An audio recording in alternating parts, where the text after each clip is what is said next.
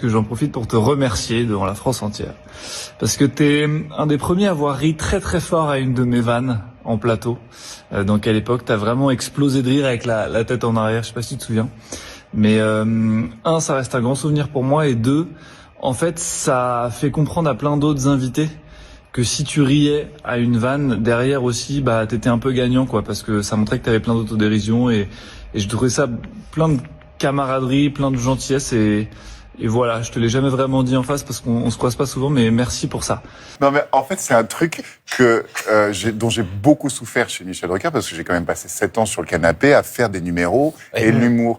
Et en fonction du client, ton numéro peut être vraiment mis au nu. C'est-à-dire que quand tu fais un numéro à Omar Sy qui rit comme ça avec gentillesse ou des potes humoristes, des Jamel, tout ça, ton numéro décuple. Et puis quand tout d'un coup c'est quelqu'un, enfin ça m'est arrivé, t'as des comédiens que je ne citerai pas qui disent je ne comprends pas qu'il y ait des gens dont le métier est de faire rire. Moi, soit je ris, soit je ris naturellement, soit je ne ris pas. Et tu commences ton numéro, tu fais waouh, bonne chance. Ça va être dur. Ou ceux qui veulent tirer la couverture pendant ton numéro, c'est-à-dire tu fais un truc.